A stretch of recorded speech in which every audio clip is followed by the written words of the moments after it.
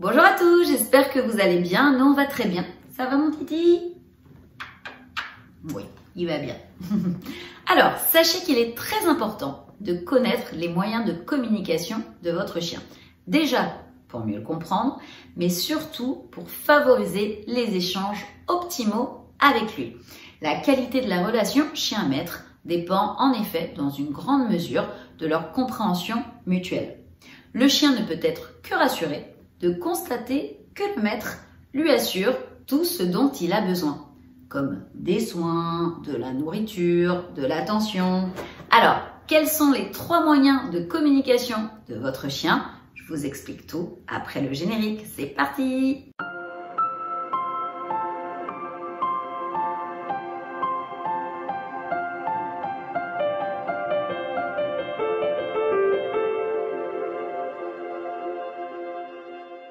Avant de poursuivre cette vidéo, Tito et moi, on voudrait remercier toutes les personnes qui se sont abonnées à notre chaîne. Merci beaucoup pour votre fidélité et pour votre confiance.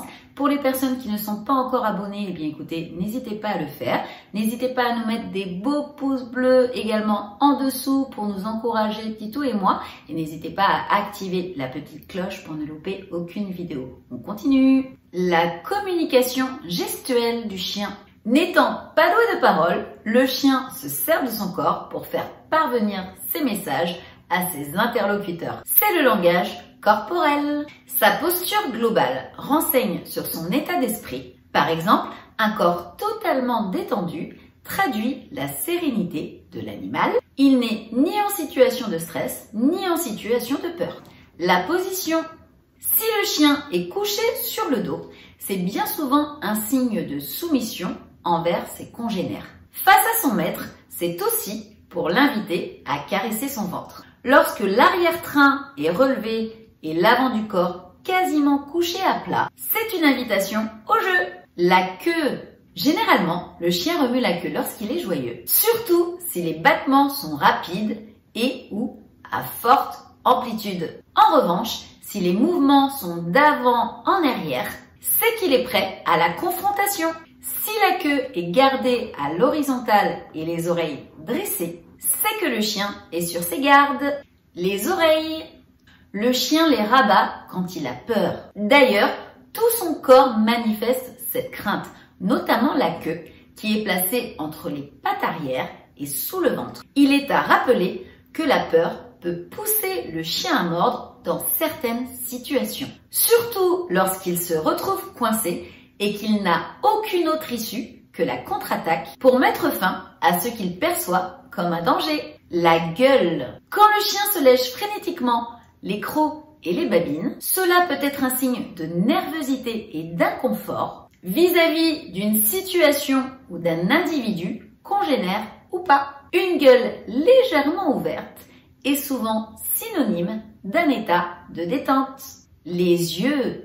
Un chien au regard fuyant exprime ainsi sa soumission, voire un désir d'évitement. Le fait qu'il regarde quelqu'un ou quelque chose veut dire différentes choses selon les situations. S'il le fait avec son maître et qu'il a le corps détendu, c'est qu'il y a une grande complicité entre eux. S'il le fait en ayant une posture raide, c'est qu'il ressent de l'animosité pour le chien ou pour tout autre individu en face de lui. La communication vocale et sonore chez le chien. Les sons constituent un autre moyen de communication chez le chien et il en existe plusieurs types. Les aboiements. Il peut être de joie ou d'excitation quand le chien retrouve son maître ou quand il sait qu'il va sortir, par exemple. Ce peut être également des jappements d'avertissement s'il y a un intrus ou un danger, ou encore un besoin, la faim, l'envie de sortir. Il faut cependant savoir que certains chiens sont particulièrement silencieux. C'est le cas du Basenji qui émet plutôt ce qu'on va appeler des gloussements, les gémissements et pleurs. Ils expriment la douleur, l'inconfort ou l'inquiétude du chien. Les grognements. Ils sont l'expression la plus évidente de son mécontentement ou de sa méfiance. Couplé au fait de se lécher frénétiquement la gueule, plus la raideur de la posture, ils peuvent annoncer une attaque imminente si la situation qui déplaît au chien perdure. Les hurlements, on les retrouve surtout chez les chiens d'attelage. Malamute de l'Alaska, husky sibérien, samoyène. Ils leur servent généralement à communiquer avec les autres chiens et à se signaler. Parfois, ils hurlent en réaction à certains types de sons. C'est ce qu'on peut voir dans les vidéos où un husky pousse un hurlement lorsque son maître se met à chanter. Les moyens de communication olfactifs du chien.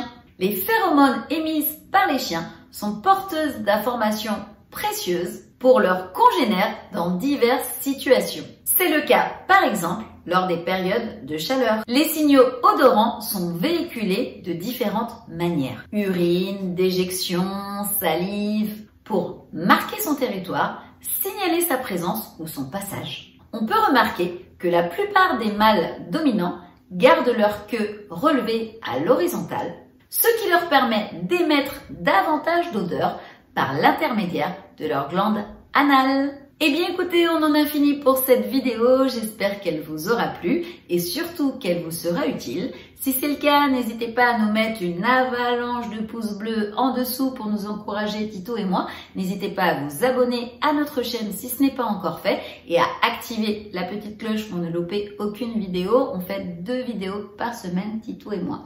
Et bien sur ce, on vous fait des gros bisous.